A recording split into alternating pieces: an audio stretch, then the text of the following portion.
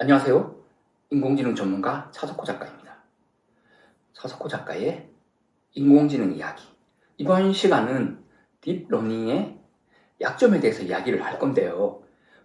제가 지난 시간에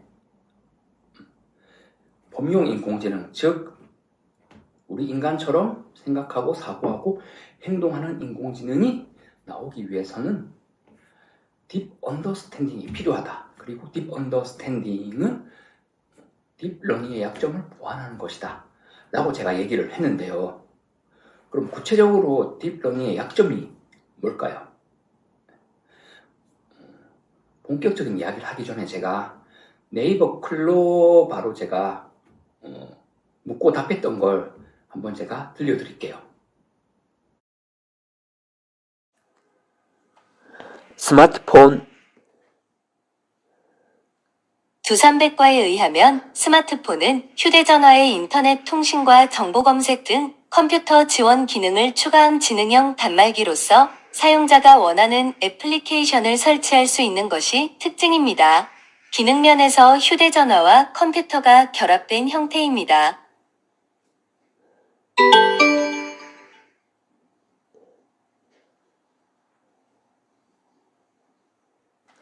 스마트폰 종류에 대한 내용을 찾아봤어요. 아이폰, 두산백과에 의하면 아이폰은 애플사에서 발표한 스마트폰 시리즈로 디지털 미디어 플레이어인 아이팟, 휴대폰, 인터넷 및 이메일 송수신 등이 가능한 휴대정보 단말기기입니다.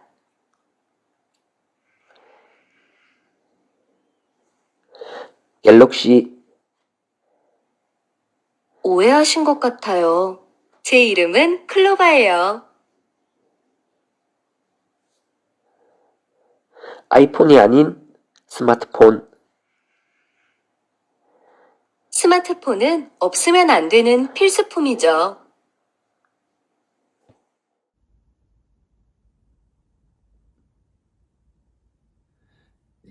들려드리는 음성을 보면 제가 스마트폰을 얘기하면 스마트폰에 대해서 얘기를 하죠.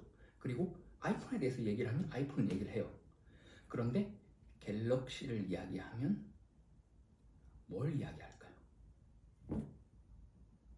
내 이름은 시계다 이렇게 얘기하죠. 내 이름은 클로바다 이렇게 얘기하죠. 네. 그리고 스마트폰의 종류가 뭐냐고 물어봤을 때는 대답을 못하고요. 그리고 아이폰이 아닌 스마트폰에는 어떤 것이 있는지에 대해서 물어보니까 잘 모르겠다 이렇게 대답을 하잖아요. 결국 이게 뭐냐, 여기서 보여주는 게 바로 딥러닝의 치명적인 약점인 것입니다.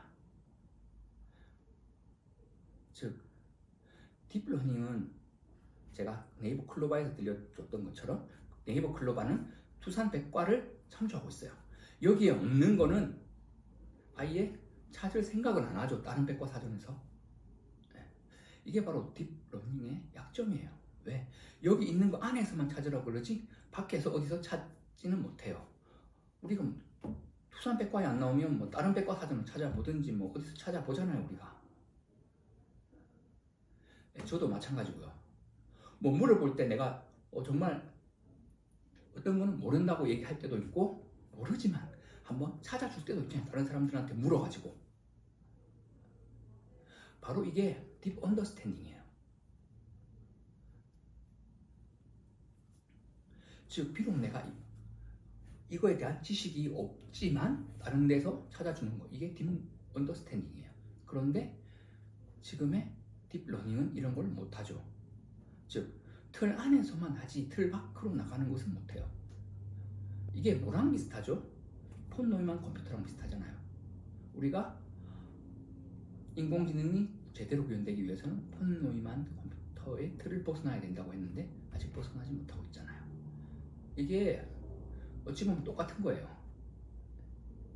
즉 딥러닝은 뭐 바둑 같은 거, 장기 같은 거, 체스 같은 거, 즉 일단 틀 안에서는 변하지 틀 밖으로 변하지 않는 거에 대해서는 잘해요. 하지만 틀 밖으로 벗어난 것은 제대로 할 수 없다 라고 알고 계시면 돼요. 이게 바로 인간과 인공지능을 다루는 핵심이에요. 즉 이게 딥 언더스탠딩이 되어 있느냐 안 되어 있느냐죠. 아까 제가 네이버 클로바를 사용해 가지고 물었죠. 아이폰이 아닌 스마트폰은 어떤 게 있을까요? 그러면 뭐라고 답할까요?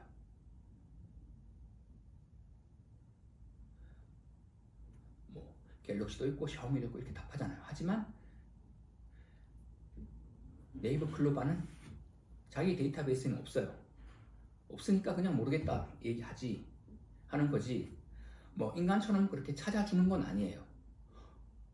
이처럼 딥러닝은 사실은 어떤 알파고를 구현하는데, 어떤 AI 스피커를 구현하는데 핵심 기술이긴 하지만 한계점도 있다라고 좀 알고 계시면 되고요.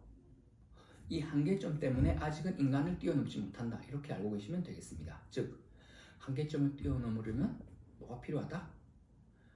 딥 언더스탠딩, 즉 인간처럼 모르는 거 있으면 다른 사람한테 물어보든지 다른 곳에 인터넷에서 찾아서 뭐 좀 알아가지고 확인을 해서 알려준다든지 이런 딥 언더스탠딩이 있어야 되는데 지금의 인공지능은 그렇지 못하다. 즉 이게 바로 딥 러닝의 단점이자 범용 인공지능으로 아직 못 가는 이유이기도 합니다.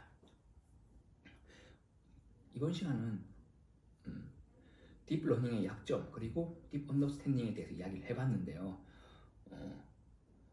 아마 조금 새로우실지 몰라도 이걸 알아두면 인공지능에 대해서 조금 더 알 수 있는데 많은 도움이 될 거예요. 그래서 한번 이런 딥러닝의 단점, 딥 언더스탠딩을 한번 알아보시길 바라며 이번 시간을 마무리하겠는데요. 그 전에 구독, 알림 설정은 꼭 해주시기 바랍니다. 감사합니다.